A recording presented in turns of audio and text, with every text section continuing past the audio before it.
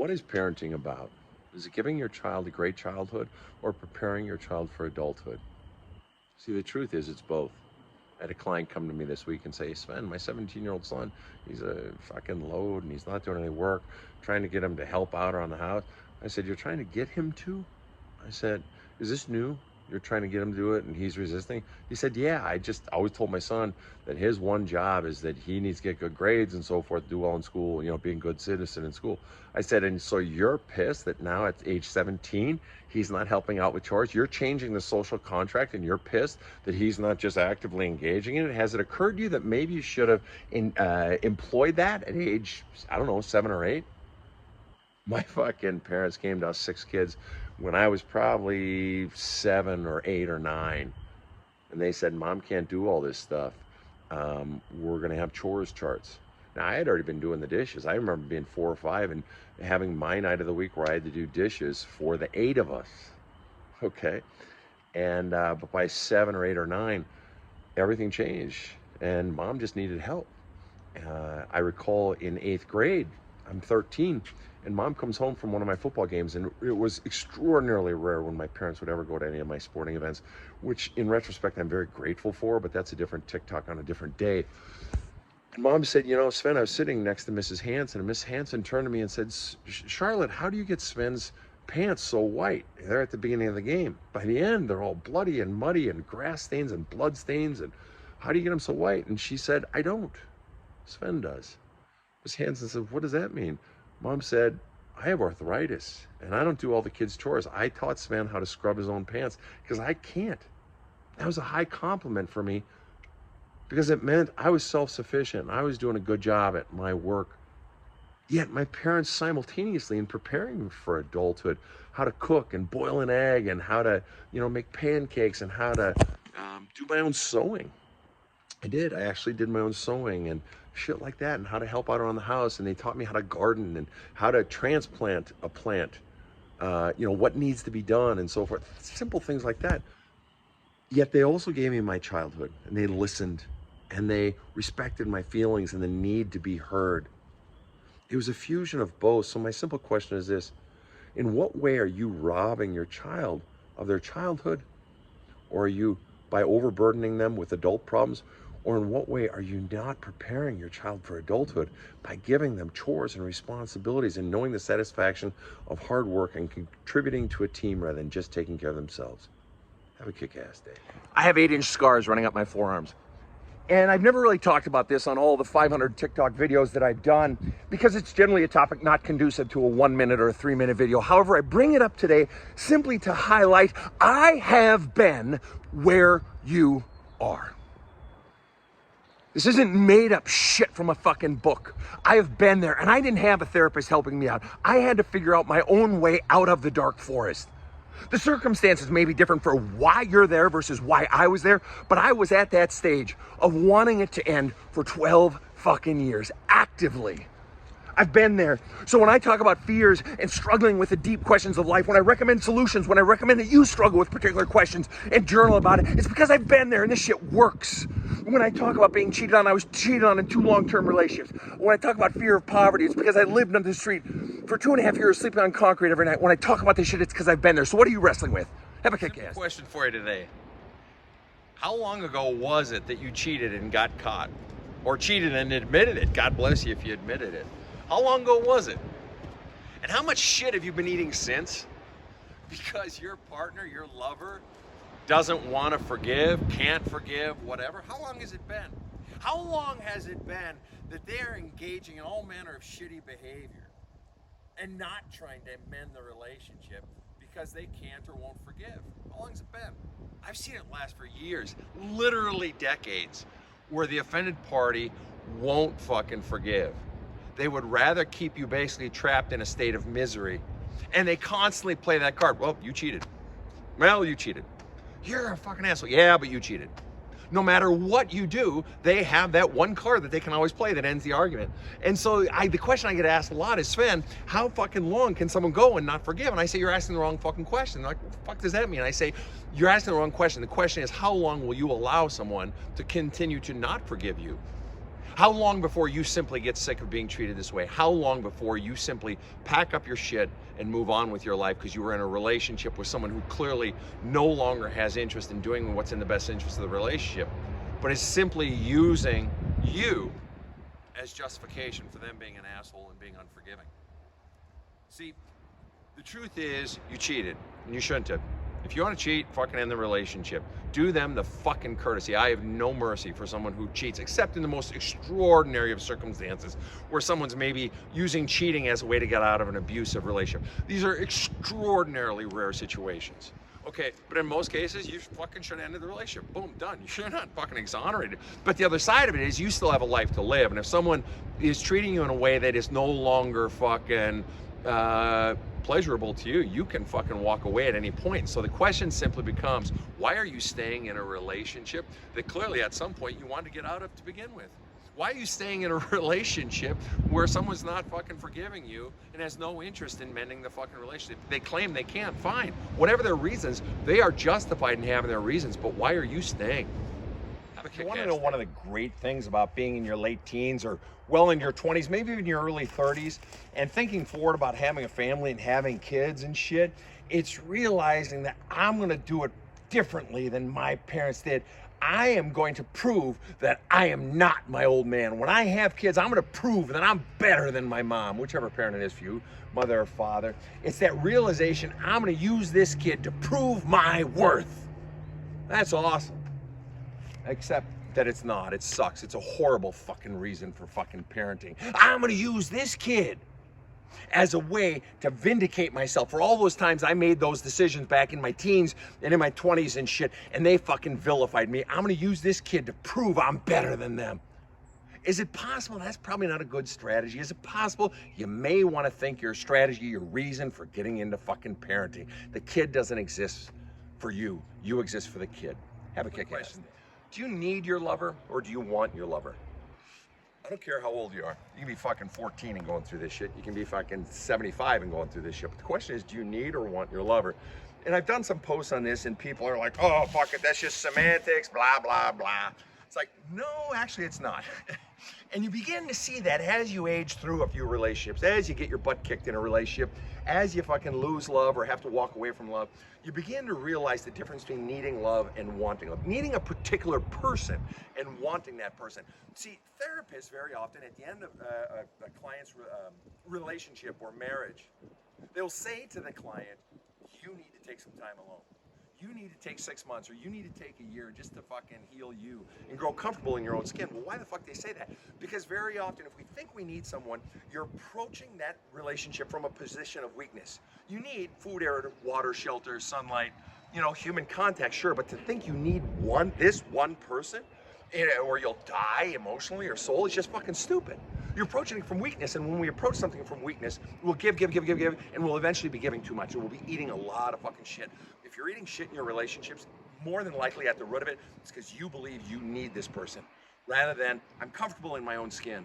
I like my life, my own life, even without a lover, and this person is just added value, and it's fantastic. Those are two completely different things. Those are two completely different belief systems that you're going into the relationship with.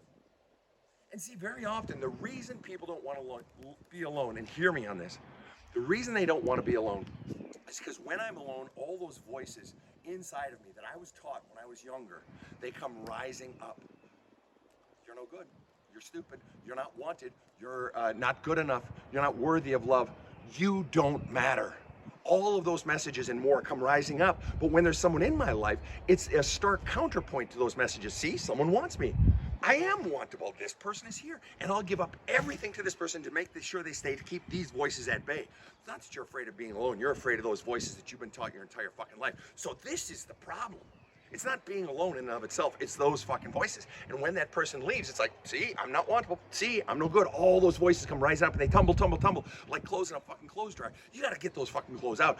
Those messages are the problem, which is why I'm always hammering on you guys. You got to go into your fear, your pain, and your bullshit beliefs you were taught about yourself from being a child, because that's what's fucking up your relationship with other people, with your lover, and most importantly with yourself. So when do you have the balls to change your orientation in relationships from need to want? Have a kickass. I've been getting this question a lot after a post I did recently wherein I mentioned that my parents didn't go to all of my sporting events growing up. Until high school, I can count on less than one hand the number of sporting events my parents went to, and I was in like 3 or 4 sports a year. By the time I got to high school, I lettered 8 times in 3 different sports, ended up going on to play Division I football. And people say, well, why? Why would you be glad your parents didn't go to your sporting events? Well, for a number of reasons, not the least of which is that it taught me, one, that if I'm going to play sports, I'm doing it because I love the sport. I'm not doing it to win praise from a parent. I'm not doing it to meet a parent's expectations of, oh, you need to. But also, it taught me that I'm not the center of the universe. It taught me that, my parents love me. I knew that literally every single day of my life. I was told by my parents that I was loved by both of my parents. There was food on our table. There was clothes on our back. We were given a hug every day when we went out the door to go to school. My parents supported me, trusted me to make my own decisions. But most important, but sports aren't everything. And not only are sports not everything, not every last damn move that the child makes is so fucking important that I need to be there to witness it. What I learned was that I am not the center of the universe. That's what I learned. Do you want to know what I learned also? I learned that there's shit more important than sports. I learned that there's shit more important than family and our own kids. And you think, well, how is that a good lesson? Well, let me tell you. The way I learned it was just by looking at my parents' actions, looking how they gave their time and they gave their energy. My dad was a pastor and my mom was a suicide counselor and later a director of education in some very large churches and so forth. And she raised us 6 kids and we were always loved. Every single one of my siblings and I, we always knew we were loved, but there was work to do. There was work to do of helping people who didn't have food on their table and clothes on their back and a roof over their head. There was work to do in bringing love, being instruments of love in the world for people who didn't have love. And it was very important to my parents, and that's what they gave their lives to. Were we important as their children and as family? Absolutely. But were we the most important thing in the world? No. Helping those who had no love. That was their goal. That's why I'm here today. My parents passed away at 92 and 93 in the last 2 years. And I hope that I've carried their values into the world. And I've chosen them as my values. They weren't pushed on me. I chose them. So they didn't go to all my sporting events, and I'm fucking glad they didn't. They'd go to my concerts, and when I was in theater, they'd go to the opening night and so forth. But there was work to do. The child is not the center of the universe. There's work to do in helping the world. At least that's how I see it. Have a kick-ass day. Encontré este video, realmente se lo vi a otra chica, otra creadora de contenido, solo que no lo tienen para hacer dúo, pero intenté ponerle los subtítulos lo mejor que pude. No soy tan buena para editar y ustedes sí lo pueden compartir, pueden hacerle dúo, porque siempre he dicho que el conocimiento es para compartirse. Entonces espero y te sirva mucho. Sven, how come a narcissist can rebound so fucking quickly? I just got out of a relationship with one and I'm fucking losing my mind and I'm grieving and all this shit. And my narcissist ex has already moved on to the next fucking relationship. I don't get it. I need to understand. And I'm like, I didn't fucking rebound. And they look at me and say, what? The fuck you talking about? I say rebound implies something is down and then comes back up. If a stock rebounds, that stock tanked and then it's come back up. When something rebounds, it assumes that it's been down. And the difference between you and your narcissist is that you're down. You're grieving, you're feeling the pain of it. And a narcissist, by definition, because they have so much fucking pain in their lives, they can't allow themselves to go down. They can't allow themselves to be laid low by life. And so they keep just jumping into the next one. Why? Because they need to siphon attention. They need to siphon positive energy from someone else. Which is why I don't really call narcissist. That's a clinical fucking psychological term. Leave psychology to the psychologists. I just call them extreme takers. Extreme takers. And extreme takers tend to usually find extreme givers. It's a perfect setup. Match made in hell. And so they move on to the next person who's willing to, because they have their own pain. The extreme giver has their own pain, so much from childhood, that they'll just give. Please just love me a little bit. And the narcissist says, just give. Because I've got so much fucking pain. I need something to numb the pain. So they jump. They can't ever bear to go down. too scary. And if you're in a relationship with somebody like that, fuck, do yourself a favor and get the fuck out. If you're in a relationship with somebody like that, it's just gonna be hell. They're gonna use you up, burn you out, and move on. Because you haven't healed your shit.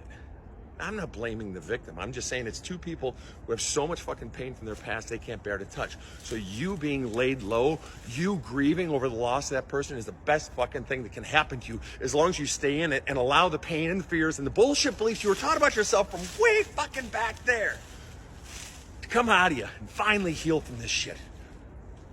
Yes, it takes longer. Yes, it's infinitely harder than what you see them doing. You think they've moved on with their life. They haven't moved on with their life. They've never engaged their life. They're just bouncy, bouncy, bouncy, bouncy, like Tigger. Bouncy, bouncy, bouncy. On to the next thing. Never fully engaged with life. Just taking. And deep down inside of them is misery. But you're having the wisdom to deal with yours and to get it out so that you can finally move on to a healthy, happy, fulfilling life and relationships. Today's the day. Have a kick-ass day. Two of the single most difficult things to do as a parent are to let go and to admit you've made mistakes, potentially grievous mistakes. And as a result, that person that's living in your house that is your offspring, that doesn't seem able to launch and seems unmotivated and you're so fucking frustrated with, you created that. You want to know why?